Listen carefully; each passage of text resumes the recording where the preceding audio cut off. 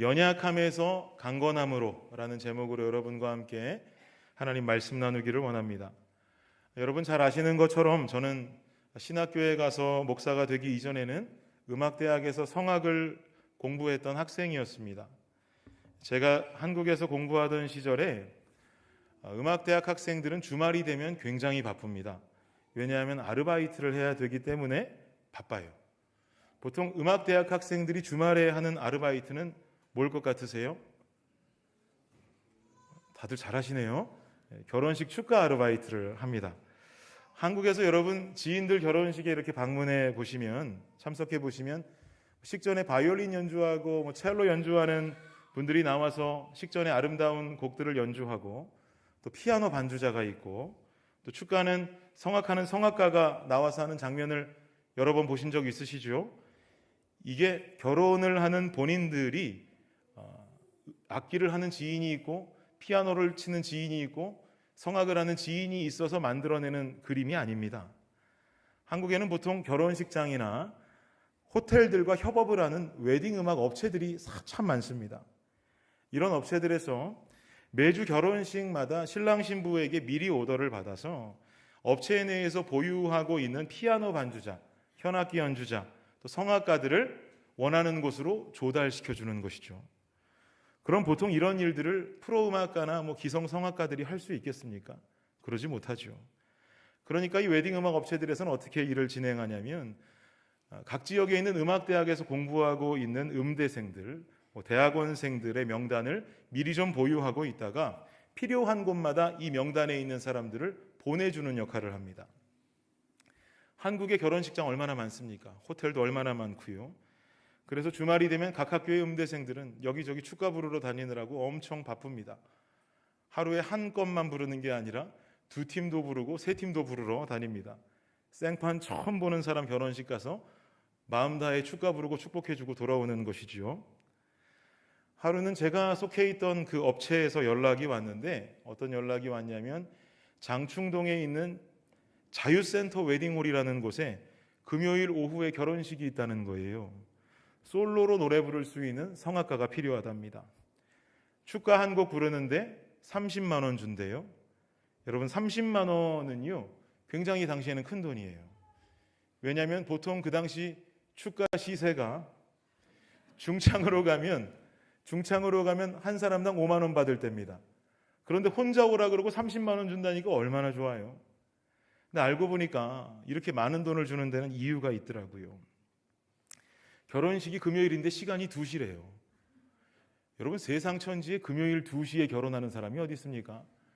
여기 혹시 금요일 2시에 결혼하신 분 계신가요? 제가 괜히 신뢰할 수 있을 것 같아서. 금요일 2시에 일반적으로 결혼식을 올리지는 않죠. 축가 업체에서는 학생들을 보내줘야 되는데 금요일 오후 2시면 그 학생들 다 뭐하고 있어요?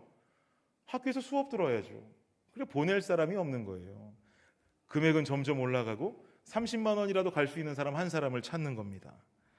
참 감사한 게 제가 그 결혼식 있는 당일날 장충동에 있는 국립극장에서 저녁에 오페라 공연을 하기로 되어 있는 날이었어요. 자유센터 웨딩홀 그 위치가 국립극장에서 길 건너 맞은편이거든요. 제가 오페라 하려면 분장해야 되는데 분장 콜이 4시였습니다. 그러니까 2시에 축가 부르고 얼른 뛰어가면 4시에 분장 받고 이거 공연할 수 있겠거든요. 이게 머리가 굴러가는 거예요. 제가 가겠습니다. 그 30만 원 제가 벌겠습니다. 그러고 제가 자원해서 자유센터 웨딩홀로 향했습니다. 혼자 그곳으로 가면서 혼잣말로 중얼중얼거렸어요. 금요일 오후 2시에 결혼하는 사람은 도대체 뭐 하는 사람이길래 금요일 오후 2시에 결혼을 하시나 중얼거리면서 갔는데, 결혼식장에 도착했습니다. 입구를 들어가는데 뭔가 분위기가 음산해요. 하객은 거의 다 남성입니다. 모두 검정 양복 입고 계세요. 그리고 약속이 난 것처럼 다 머리가 짧으셔요. 갑자기 마음에 겸손함이 생기기 시작했습니다. 입구에서부터 결혼식장 그 식장까지 들어가는 그 복도에 화환이 쭉 도열해 있는데, 저는 제가 수많은 결혼식을 다녀봤지만 그렇게 많은 화환은 처음 봤어요. 근데 화환에 보통 누가 보냈는지 보낸 사람의 문구가 써 있지 않습니까? 제가 쭉 읽어보니까 인천 지역 남부가족회장 아무개, 경기 지역 북부가족회장 아무개, 영남 지역 중부가족회장 아무개, 이렇게 쭉 써 있는 거예요. 여러분 생각해 보세요. 가족이라는 단어는 화목한 단어잖아요. 화목한 단어인데 거기 계신 분들은 썩 화목해 보이지가 않았어요. 뭔가 등에서부터 타고 올라오는 문신이 목덜미에 좀 보이고요.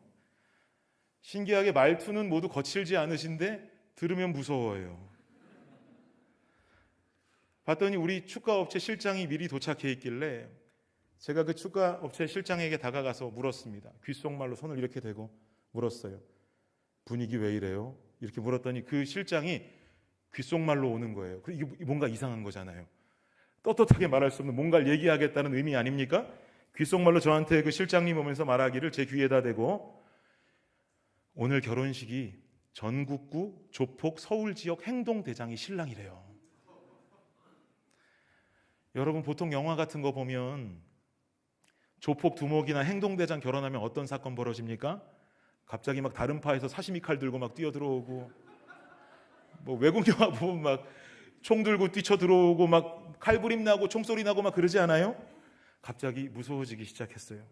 야, 이거 30만 원 벌러 왔다가 30살도 안 돼서 생을 마감하는 건 아닌가, 별의별 생각이 다 들더라고요. 그런데 이거보다 더 중요한 사실은 뭔지 아십니까? 이 하객들이 저를 보는 눈빛이 곱지가 않은 거예요. 왜 곱지 않았을까요? 처음 보는 놈인데 몸은 크고 축가하러 갔으니 뭐 입고 갔겠어요? 검정 양복 입고 뭔가 경계하는 눈빛이 보이는 거예요. 실제로 하객 중에 한 분이 거짓말이 아니라 제게 다가와서 여쭈셨어요. 어느 지역 가족이신가? 이렇게 여쭈시더라고요. 저는 최대한 고개를 숙여서 겸손하게 대답했습니다. 저는 오늘 축가하러 온 성악가입니다. 친구분의 결혼을 축하드립니다. 결혼식이 시작됐습니다. 축가 순서가 다가왔어요. 여러분 생각해 보세요. 여러분이라면 노래하실 수 있겠어요? 제가 세상에 태어나서 그렇게 떨면서 노래 부른 날이 그날이 처음입니다. 뭐 삑사리라도 났다간 두 발로 걸어 나갈 수 없을 것만 같고, 뭐 가사라도 틀렸다간 들것에 실려 나갈 수도 있는 급박한 상황이에요. 얼마나 열심히 노래 불렀나 모릅니다. 그날 저녁에 공연했던 오페라 때보다 더 열심히 노래 불렀어요. 그리고는 다행히 실수 없이 마지막에 고음까지 화려하게 짠 하고 실수 없이 노래를 마쳤습니다. 노래가 보통 끝나면, 제가 축가하러 수천 건의 결혼식을 다녔는데 보통 축가가 끝나면 아름다운 그 선율에 반해서 신부 측 신부들이 막 우 뭐 이렇게 박수 쳐주시거든요. 그날은 축가가 끝났는데 우와 하는 포효 소리가 들리는 거예요. 사자들이 모여 있는 줄 알았어요. 이 의리의 사나이들이 포효 소리를 질러 주시더라고요. 끝나고 나와서 제가 그 실장님께 당일 페이를 받는데 손이 부들부들 떨립니다. 이 돈을 받아도 되나? 왠지 내가 돈을 드려야 맞는 것 같고, 보통은 돈을 받으면 그냥 바로 나오는데 당일은 신랑을 직접 찾아가서 제가 90도로 정중하게 인사를 드리고 예식장을 멋있게 빠져나와서 예식장 앞에서부터 국립극장까지 전력 질주로 뛰어왔습니다. 저는 여러분 보시는 것처럼 몸이 크니까 주변 사람들에게 위화감을 좀 주는 편이거든요. 여러분은 지금 현재 저를 목사로 만나셨고 제가 싱글싱글 웃고 있으니까 그런 감정이 없으시겠지만, 저를 만약에 밖에서 만났는데 제가 목사가 아니고 웃음기도 싹 뺀 얼굴로 있다면 여러분도 저를 보면 위화감 느끼실 것입니다. 그런데 그날만큼은 제 인생 처음으로 누군가에게 위화감을 주는 것이 아니라 제 자신의 연약함을 경험한 순간이었어요. 아, 나는 아무것도 아니었어. 세상에 나보다 큰 사람이 이렇게 많구나. 몸에 그림 그리시고 머리 짧으신 분들이 이렇게 많구나라고 깨달으면서 나는 연약한 자였다라는 것을 깨닫게 되었습니다. 제가 오늘 이런 말씀을 이렇게 장황하게 드리는가, 오늘 연약함에 관한 이야기를 좀 여러분과 함께 나누고자 합니다. 오늘 본문으로 채택한 요한복음 16장 말씀은요, 요한복음 13장에서 16장까지 넉 장을요 예수님의 고별 설교 파트다라고 부릅니다. 예수님이 곧 순환을 당하기 전에 제자들에게 중요한 가르침을 전해주시는데 그 내용들이 이 넉 장에 담겨 있어요. 그래서 이 내용도 굉장히 심오합니다. 부활에 관한 이야기도 들어있고요, 성령에 관한 이야기도 들어있고요, 당연히 죽음에 관한 이야기들도 들어있습니다. 이러한 중요한 이야기들을 16장에서 제자들에게 전하시는데 보통 비유로만 그 말씀을 전하시던 예수님께서 이 16장에서만큼은 비유가 아니라 직접적인 메시지로 제자들에게 그 마음을 전달하십니다. 이런 중요한 메시지가 전달되자 16장 말미에 제자들은 예수님께 이렇게 대답하고 있습니다. 29절 30절 한번 함께 볼까요? 함께 읽겠습니다. 시작. 제자들이 말하되 지금은 밝히 말씀하시고 아무 비유로도 하지 아니하시니 우리가 지금에야 주께서 모든 것을 아시고 또 사람의 물음을 기다리시지 않는 줄 아나이다. 이로써 하나님께로부터 나오심을 우리가 믿사옵나이다. 아멘. 제자들이 뭐라고 말하는 겁니까? 예수님께서 이번엔 비유가 아니라 직접 말씀해 주시니까 이해하기가 더 쉬운데요, 예수님께서 모든 것을 아시는 분임을 우리가 알게 되었습니다. 그리고 예수님은 하나님께서 보내신 하나님께로부터 오신 분이라는 것을 우리는 믿습니다 라고 제자들은 기특하게도 그 메시지를 듣고 그들의 신앙을 예수님 앞에 결단하며 고백합니다. 그런데요, 이어지는 예수님의 응답이 좀 재미있어요. 제자들의 기특한 고백과는 전혀 어울리지 않는 예수님의 응답이 이어집니다. 32절 말씀 다시 한번 보겠습니다. 읽을게요. 시작. 보라, 너희가 다 각각 제 곳으로 흩어지고 나를 혼자 둘 때가 오나니 벌써 왔도다. 그러나 내가 혼자 있는 것이 아니라 아버지께서 나와 함께 계시느니라. 아멘. 제자들이 말합니다. 예수님은 하나님 보내신 하나님의 사람이십니다. 예수님은 모든 것을 다 아시는 분입니다 라는 이 고백 뒤에 이어진 예수님의 응답은 뭐라고 말씀하세요? 예. 이제 너희들 모두 다 각각 제 갈 길로 다 흩어질 거야. 너희들 곧 나를 떠나 도망칠 거야 라는 이야기를 말씀하고 계시죠. 예수님은 제자들이 가지고 있는 인간의 본성 연약함을 알고 계셨습니다. 곧 자신이 체포되어서 끌려가면 자신에게 이 믿음의 고백을 했던 제자들은 모두 도망칠 것이라는 거죠. 실제로 제자들은 예수님이 체포되시자 어떤 행동 양상을 보입니까? 마가복음 14장 50절을 보면 나옵니다. 시작. 제자들이 다 예수를 버리고 도망하니라. 예수님 말씀이 맞았던 거죠. 제자들은 다 예수님 버리고 도망쳐버립니다. 연약한 인간의 모습입니다. 자기들에게도 불이익이 오지 않을까? 나 또한 체포되지 않을까라고 하는 마음속에 일어나는 그 두려움이 제자들의 인간 본성, 연약함을 건드리는 거죠. 그리고는 도망치게 만들어버립니다. 저는 오늘 이 본문 말씀을 묵상하는데 이 복음서를 쓰고 있는 요한의 마음이 느껴지는 거예요. 왜냐하면 요한은 이런 그리스도인의 연약한 본성을 그가 살고 있는 현실 속에서 직접 두 눈으로 목격하면서 요한복음을 썼거든요. 이게 무슨 말이냐면요, 요한복음은 사복음서 중에 가장 늦게 쓰여진 복음서입니다. 예수님이 돌아가시고 부활하시고 승천하시고 예수님의 제자들이 사도가 되어서 초대교회가 만들어지고 복음이 온 세계로 뻗쳐나가고 이런 사건들이 다 지나고 베드로도 순교를 하고 바울도 죽은 뒤에 제자들 중에 요한만이 살아남아서 약 AD 90년경, 이 90년경에 에베소 지역에 살면서 요한이 작성한 책이 요한복음입니다. 그러니까 사실을 보면은요, 요한복음이나 요한계시록이나 쓰여진 시기가 그렇게 큰 차이가 나질 않아요. 그런데 요한이 살고 있는 AD 90년의 유대인들의 삶의 시대상은 어땠는가 하냐면, 당시 유대인들이 예수님을 구주로 영접하고 믿으면 유대교에서 출교를 당해버리는 삶을 살고 있었습니다. 이게 무슨 말이냐면요, 유대교에서 출교를 당하면 겪게 되는 불이익이 있었는데 그 중에 하나는 유대인들과 상거래, 매매 행위를 금지당했어요. 유대인을 상대로 사업조차도 할 수 없는 것이죠. 그리고 또 한 가지는 유대인들과 식사도 함께 할 수 없고요, 교제도 나눌 수 없었어요. 유대인들이 모이는 회당에 출입을 금지당하게 됐어요. 출교라고 하는 이 단어의 헬라어 의미 자체가 어떤 의미를 담고 있냐면 회당 바깥으로라는 의미를 갖고 있습니다. 회당 바깥으로 나가버려야 되는 거예요. 당시 근데 회당이 가지고 있는 의미는 어떤 의미가 있냐면 오늘날 이민교회를 생각하시면 됩니다. 우리가 이민교회에 예배드리고 말씀드리러도 오지만 이 안에서 구역 모임도 갖고 주 안에서 얼마나 형제 자매들이 교제와 사랑을 나눕니까? 회당도 마찬가지였어요. 말씀 듣기도 하지만 그 안에서 유대인 백성들끼리 사랑을 나누고 교제를 나누던 곳이 회당이었습니다.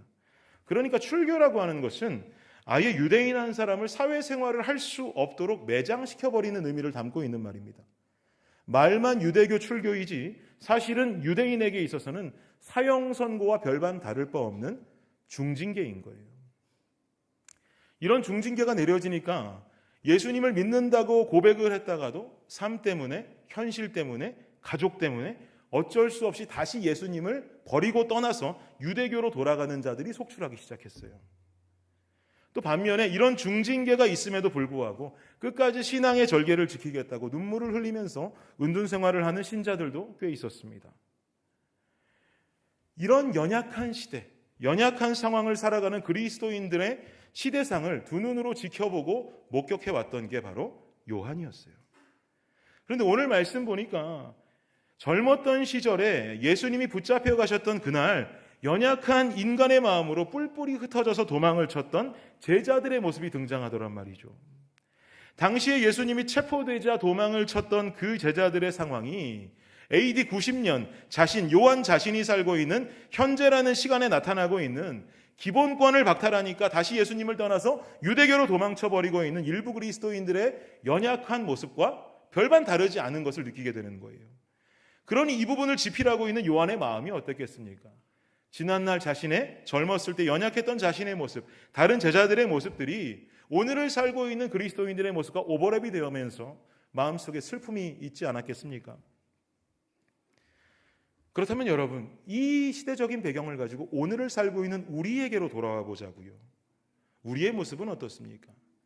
예수님 버리고 도망간 제자들이나 삶의 기본권을 빼앗기고 다시 유대교로 돌아가는 이스라엘 백성들이나 다를 것 없이 오늘을 살고 있는 우리도 인간인지라 모두 연약함을 가지고 이 땅을 살아가게 됩니다.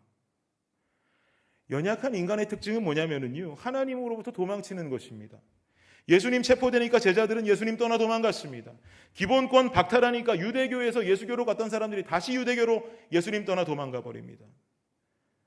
오늘을 살아가는 우리들은 예수님 믿는다고 체포되지 않죠. 기본권을 박탈당하지도 않습니다. 다만 우리가 사는 이 시대를 살아가는 우리가 가진 연약함으로 나타나는 중요한 특징이자 현상은 뭐냐면 우리의 영적인 연약함으로 인해서 죄라는 유혹에 넘어가기도 하고 죄 앞에 굴복해버리기도 한다라는 중요한 문제를 우리는 직면합니다. 죄의 유혹에 넘어가는 것은 상당히 매력 있는 일이죠. 인간의 신경을 자극하는 쾌락을 선물하기 때문에 누구나 죄 짓는 것을 인간의 육신적인 측면에서는 아주 좋아합니다. 결국 사단은 이렇게 쾌락으로 넘어온 인간들에게 결국은 하나님으로부터 도망칠 것까지를 요구합니다. 결국 수많은 인간들이 하나님과 세상을 놓고 저울질을 하다가 결국은 쾌락을 쫓아서 교회를 떠나고 하나님 곁을 떠나는 연약한 모습을 보이는 인간들을, 그 모습을 보이는 인간들을 우리는 많이 만나게 되죠. 큰 문제입니다. 베드로전서 5장을 보면은요, 이런 말씀이 나오는데요. 우리 대적 마귀가 우는 사자같이 집어삼킬 자를 찾고 있다라고 말합니다.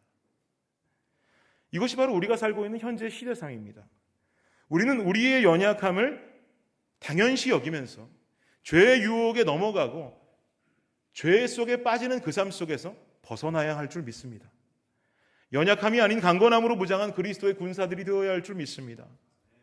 그럼 우리는 어떻게 해야 이 영적 건강함을 가지고 강건함을 가지고 살아갈 수가 있을까요, 여러분? 첫 번째로 말씀드립니다. 여러분 걱정 마십시오. 성령이 계십니다. 오늘 본문 이전에 나오는 7절과 8절 말씀 함께 읽겠습니다. 시작. 그러나 내가 너희에게 실상을 말하노니 내가 떠나가는 것이 너희에게 유익이라. 내가 떠나가지 아니하면 보혜사가 너희에게로 오시지 아니할 것이요 가면 내가 그를 너희에게로 보내리니 그가 와서 죄에 대하여 의에 대하여 심판에 대하여 세상을 책망하시리라. 예수님은 고별 설교를 통해서요, 십자가의 죽음과 부활에 관해서 제자들에게 말씀하고 계십니다. 그러면서 아주 의미심장한 이야기를 하나 전하시는데요, 무슨 말씀을 하시냐면 내가 너희를 떠나는 것이 너희에게 유익이다. 왜냐하면 내가 떠나지 않으면 보혜사가 너희에게로 오지 않을 것이기 때문이다 라고 말씀하세요. 여기서 말하는 보혜사라고 하는 존재는 누구입니까? 헬라어로 말하면 파라클레토스라고 말합니다.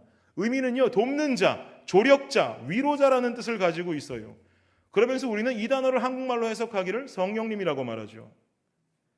그러니까 예수님은 이 땅을 떠나시면서요, 사랑하는 제자들과 사랑하는 백성들을 고와 같이 내버려 두고 나 몰라라 떠나신 게 아니란 말입니다.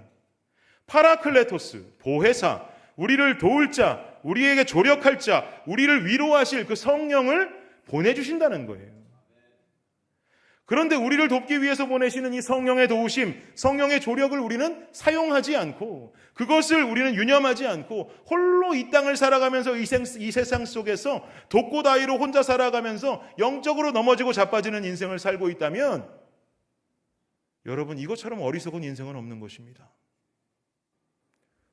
도와주시겠다고 보낸 분이 계시는데 그분을 찾지 않아요. 내 힘이 최고라고 나만 믿고 살고 있어요. 그리고 넘어져요. 그리고 자빠져요. 그리고 울고 있어요. 이것만큼 어리석은 인생은 없는 것이죠.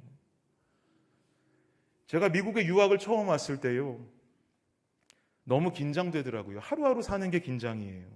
왜 그랬냐면 원래 저랑 아내는 노래 공부하려고 이태리 가고 싶어 했었어요. 그래서 이태리 언어를 몇 년 동안 준비하다가 갑작스럽게 저는 하나님의 인도하심이라고 생각하는데 저를 휙 돌려서 미국으로 보내버리셨어요. 갑자기 오게 됐거든요. 그랬더니 여러분, 제가 미국으로 오면서 그때 당시에 알고 있는 영어라고는 고등학교 때 배운 거 하고요, 갑자기 떠나면서 다녔던 영어학원 6개월밖에 없습니다. 전 지금 생각해도 무슨 용기로 미국 왔는지 모르겠어요. 다행히 제가 다녔던 UT에서 토플을 보지 말라 그래서 면제받고 오는 바람에 좀 더 편하게 빨리 왔어요. 이렇게 유학을 왔으니까 제 인생에서 그 당시 뭐가 제일 어려웠겠어요? 영어가 너무 어려운 거예요. 학교를 다니기 시작하는데 왜 이렇게 학기 초에는 오피스에 들려서 확인해야 될 일들이 많고 행정적인 일들을 또 처리해야 되는지, 수업은 또 이렇게 죄다 영어로 하는지, 미국인데 당연하죠. 알아들을 수도 없고 스트레스가 막 엄청나게 몰려오는 겁니다. 그런데 당시에 저랑 같은 날 같은 과 신입생으로 유학을 왔던 권순찬이라는 친구가 있었어요. 우리 교회 성가대 지휘자였었죠. 무조건 어딜 가든 얘랑 같이 다니는 겁니다. 오피스에서 중요한 질문이라도 해야 되면 그게 네 일이냐 내 일이냐가 상관없어요. 제 일이든지 그 친구 일이든지 무조건 함께 가는 거예요. 그때 제가 이 친구에게 가장 많이 했던 말이 뭔지 아세요? 순찬아, 두 귀로 듣는 것보다 네 귀로 듣는 게 낫고 한 입으로 말하는 것보단 두 입으로 말하는 게 낫지 않겠냐? 그러니까 빨리 가자. 그렇게 해서 늘 이 친구랑 함께 다녔단 말이에요. 그런데 여러분 생각해 보시면, 제가 아까 말씀드렸잖아요. 둘이 같은 날 미국 왔다니까요. 이게 무슨 뜻이에요? 결국은 우리 둘이 하는 영어가 고만고만하다라는 이야기죠. 누구 하나 월등하게 영어를 잘해서 서로에게 도움되는 그런 상황이 아닌 거예요.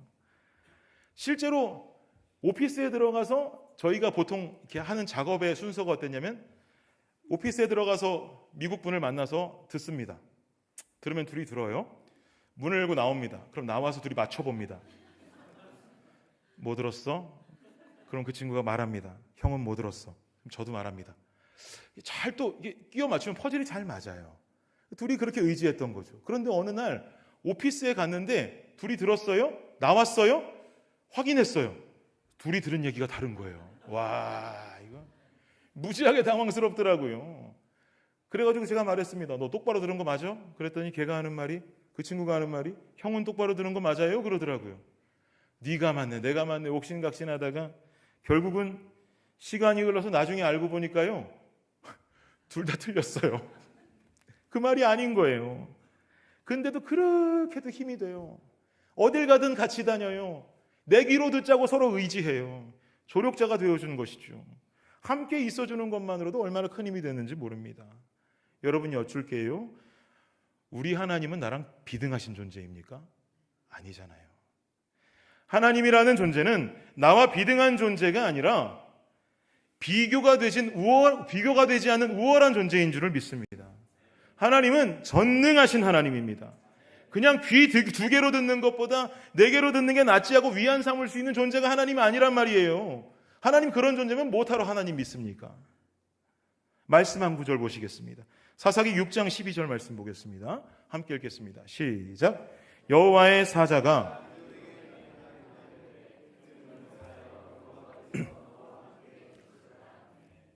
어느 날 갑자기 여호와의 사자가 기드온에게 나타나십니다. 그리고 기드온을 부르기를 뭐라고 불렀다고요? 큰 용사여라고 부르고 있어요.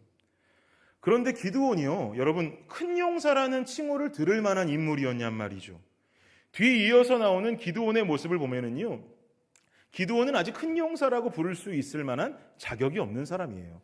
15절 보시겠습니까? 함께 읽겠습니다. 시작. 그러나 기드온이 그에게 대답하되 오 주여, 내가 무엇으로 이스라엘을 구원하리이까? 보소서, 나의 집은 므낫세 중에 극히 약하고 나는 내 아버지 집에서 가장 작은 자니이다 하니. 므낫세 지파 중에서도 극히 약하고 나는 내 아버지 집에서 가장 작은 자인데 어떻게 나를 큰 용사라고 부르십니까? 기드온 말도 일리가 있죠, 여러분. 지금 기드온이 처한 상황도 그렇잖아요. 언제 미디안 군사들이 쳐들어올지 모릅니다. 그러니까 몰래 숨어서 눈치 보면서 포도주 그 짜는 틀에서 밀이나 타작하고 있는데, 눈치 보면서 겁쟁이처럼 있는데, 갑자기 여호와의 사자가 나타나서는 하는 말이 큰 용사요. 이러니까 그 말을 듣고 누가 제일 놀라요? 그 말들은 자기가 제일 당황스럽죠. 아, 저 큰 용사 아닌데요. 무슨 저는 용맹한 장수도 아닌걸요. 왜 저를 큰 용사라고 부르십니까? 여러분, 여호와의 사자는 왜 기드온을 큰 용사라고 부른 것일까요? 다시 한번 12절 말씀을 보면 거기에 그 답이 나와 있습니다. 큰 용사요 라고 하더니 그 다음 뭐라고 그래요? 여호와께서 너와 함께 계시도다. 아멘. 네가 작은 므낫세 지파 사람이라 할지라도 지금 당장은 연약해서 미디안 군사들의 눈을 피해서 숨어있다 할지라도 여호와께서 너와 함께 하시도다. 여호와께서 너랑 함께 계시기만 하면, 즉 전능하신 여호와께서 너와 함께 하신다면 너는 큰 용사야 라고 말하고 있는 거예요. 사랑하는 여러분, 연약하기 그지없는 삶을 살아가고 계십니까? 너무 연약해서 매일같이 찾아오는 죄악의 유혹에 넘어지고 쓰러지는 삶을 살아가고 있습니까? 어제 지었던 죄인데 오늘 또 짓고, 지난달에 지었던 죄인데 이번 달에 또 짓고 있고, 2023년 주님 안에 승리하며 살아보겠다고 호기롭게 시작했는데 지나온 한 주간의 내 삶은 돌아보니 그 죄악 앞에 넘어지고 무너진 삶으로 혹시 한 주간을 살아오시지는 않았습니까? 여러분, 우리 언제까지 이러고 살아야 됩니까? 언제까지 죄의 노예되어서 살아야 합니까? 방법 없는 것 아닙니다. 성령이 계십니다. 성령과 함께하는 삶을 산다면 나는 더 이상 혼자가 아닙니다. 파라클레토스, 도우시고 조력하시는 보혜사 성령이 나와 함께 계십니다. 나 홀로 있을 때는 한없이 약한 존재이지만 그 성령이 함께 계실 때 우리는 한없이 강한 존재가 될 수 있습니다.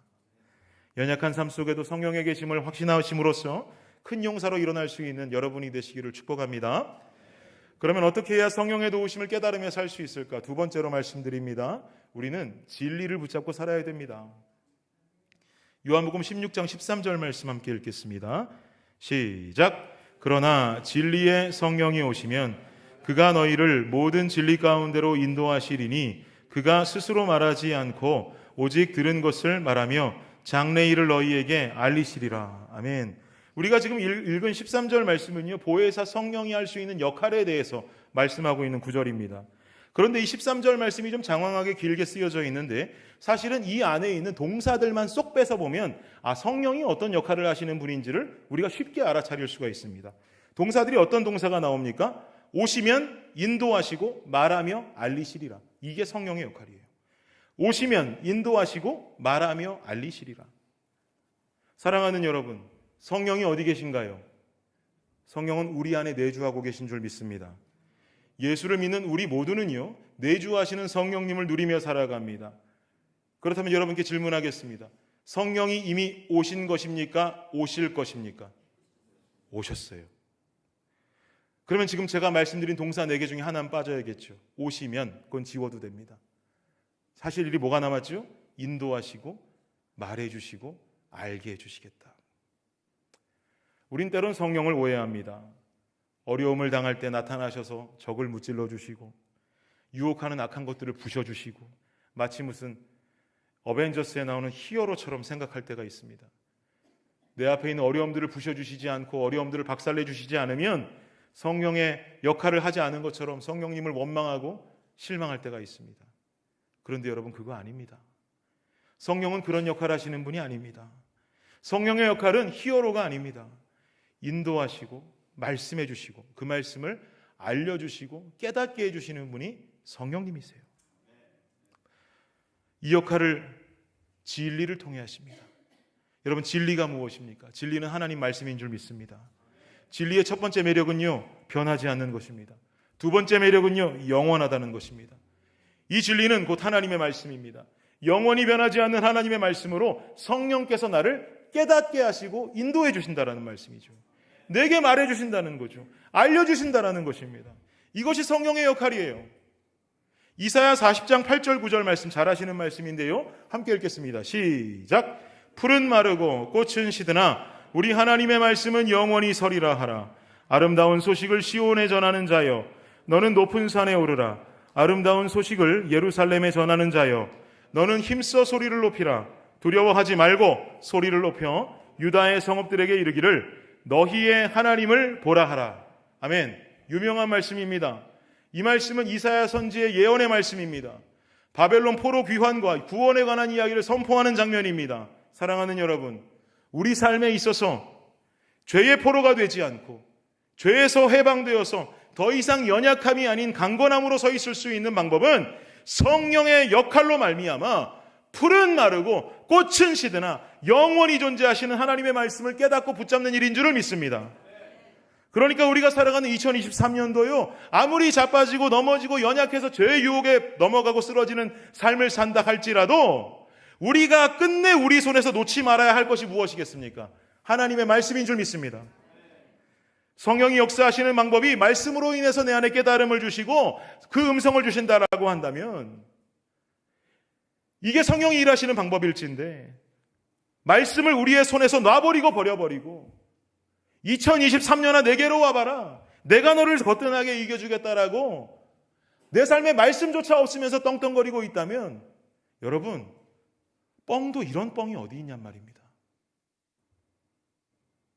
여러분, 손에서 말씀 놓으신 채로 큰 소리만 치고 있는 영적 거짓말쟁이가 되시겠습니까? 아니면 진리의 말씀의 영원 불변성을 선포하면서 다가올 자유와 구원을 외치는 이사야 선지자와도 같은 하나님의 자녀가 되시겠습니까? 말씀 속에서 하나님의 마음을 깨닫는 자, 그 사람은 더 이상 연약함에 빠져 있을 수가 없습니다. 그 하나님의 마음을 성령께서 말씀해 주시고 깨닫게 해주시기 때문입니다. 그러니 우리는 말씀을 내 삶의 가장 우선으로 놓아야겠지요. 말씀의 깨달음으로 인해서 여러분의 연약함은 강건함으로 바뀌게 될 것입니다. 여러분, 강건하십시오. 그런데 여러분, 한 가지 중요한 건 방심하면 안 됩니다. 로마서 7장 21절에서 23절 말씀 함께 읽겠습니다. 시작. 그러므로 내가 한 법을 깨달았노니 곧 선을 행하기 원하는 나에게 악이 함께 있는 것이로다. 내 속사람으로는 하나님의 법을 즐거워하되 내 지체 속에서 한 다른 법이 내 마음의 법과 싸워 내 지체 속에 있는 죄의 법으로 나를 사로잡는 것을 보는도다. 성령이 주시는 깨달음이 있습니다. 진리의 말씀이 있어요. 그러나 내 안에 여전히 남아있는 죄성, 나의 더러움이 나의 내면에서 부딪혀버립니다. 이 안에서 싸움이 일어납니다. 그런데 여러분, 이거 쉬운 싸움이 아닙니다. 지금 읽었던 말씀 이후에 사도 바울 선생님은 진심 어린 말씀을 한 구절 더 선포합니다. 24절 보시겠습니까? 읽겠습니다. 시작. 오호라, 나는 곤고한 사람이로다. 이 사망의 몸에서 누가 나를 건져내랴. 여기서 오호라, 나는 곤고한 사람이로다라고 아주 부드럽게 해석을 해놓았지만 영어 성경을 보면은요, 이 의미가 나는 참 철면피 같은 사람이다, 나는 참 벌레 같은 자이다라는 바울의 고백이에요.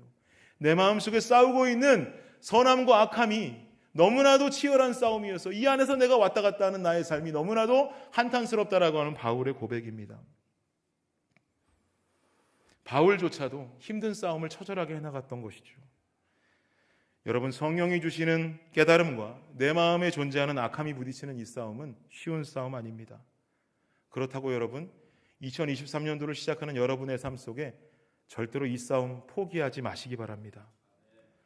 어려운 싸움을 싸워나가는 한 나라의 장수는요, 절대로 상대편 장수에게 부상을 입었다고, 칼에 한번 찔렸다고 그래서 자신이 들고 있는 무기를 버리지 않습니다.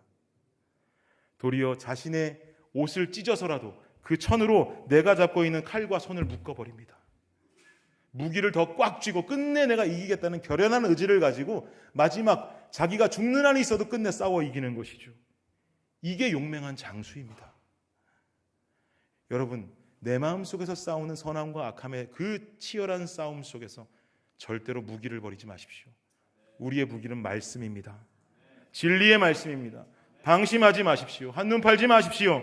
우리에게 주어진 2023년도 올해도 넘어지고 쓰러져서 그 싸움을 포기하지 마십시오.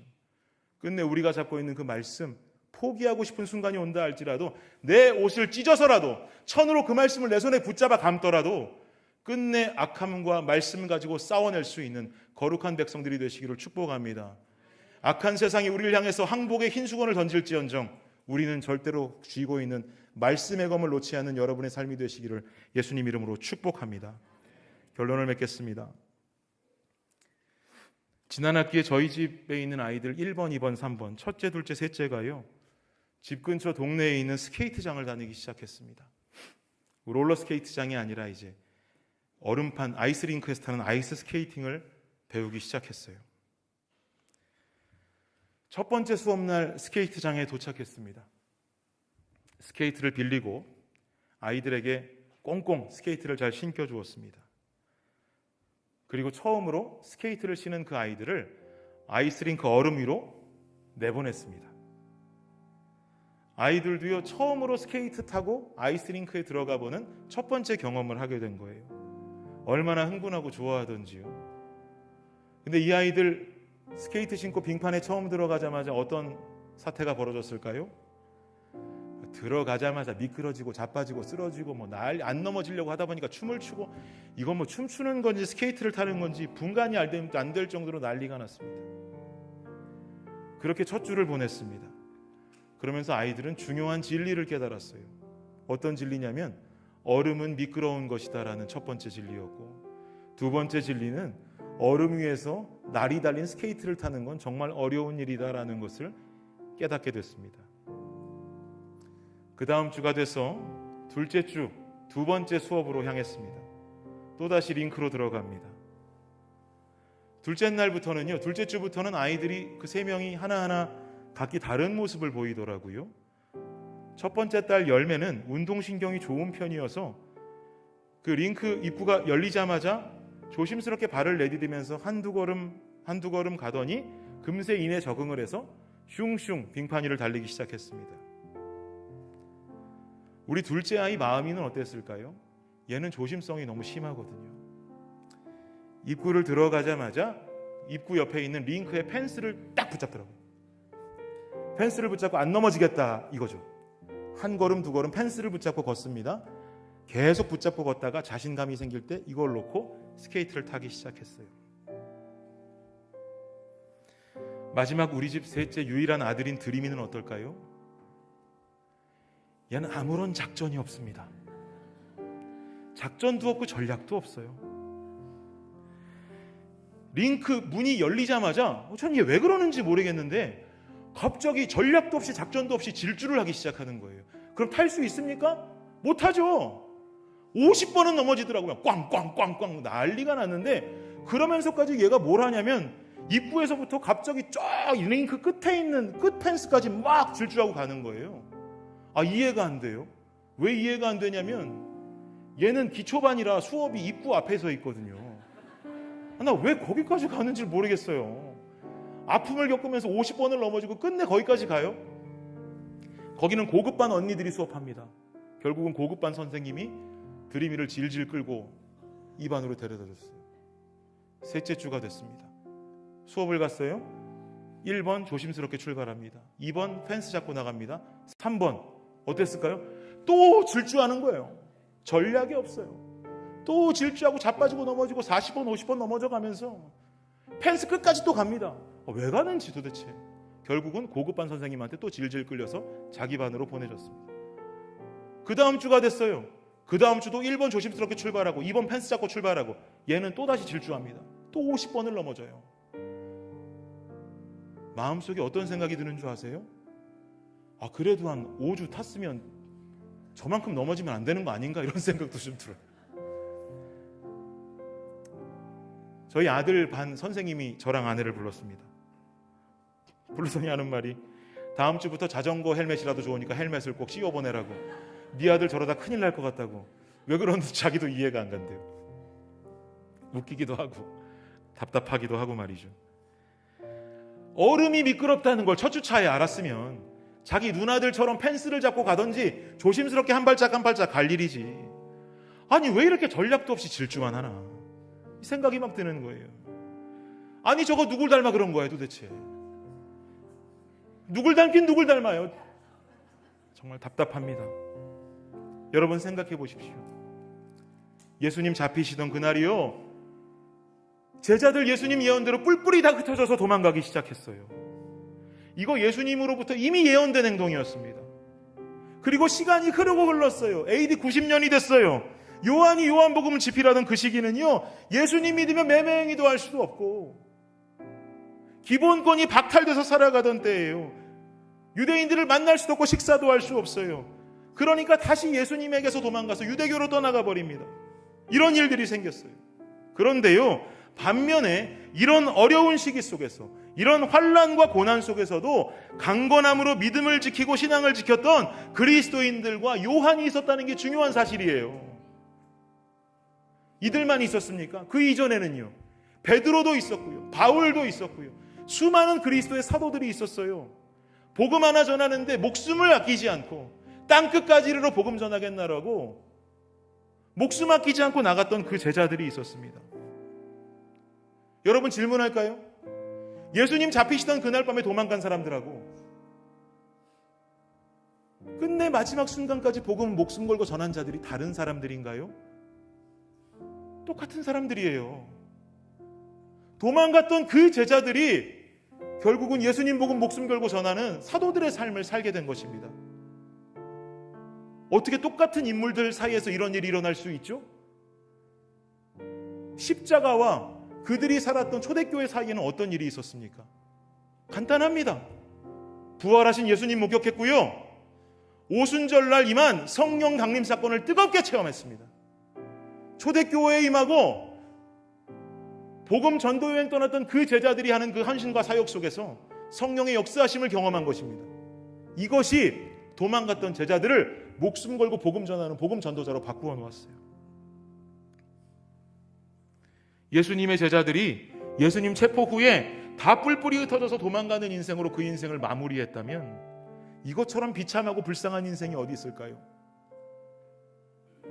그러나 비겁하게 도망치던 제자들이 오늘날 우리가 성경을 통해서 존경하는 사도들로 기억할 수 있었던 비결은 성령의 역사를 체험하는 것이었습니다.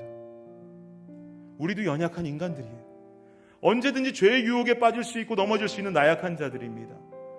우리 인생 그냥 이렇게 마무리된다면은요, 연약하게 살다가 유혹에 넘어져서 허우적거리다가 우리 인생 끝난다면은요, 여러분 이렇게 비참하고 불쌍한 인생 없어요. 그러나 우리 주님의 교회 성도님들은 그렇게도 넘어지고 자빠지는 삶 살더니만 성령의 계심을 확신하고 그분이 인도하시고 말씀해 주시고 알려주시고 깨닫게 하심을 통해서 성령을 뜨겁게 경험하더니 결국은 다시 일어나 승리하는 인생이 되었다고 칭찬듣는 자들이 되실 수 있기를 예수님 이름으로 축복합니다.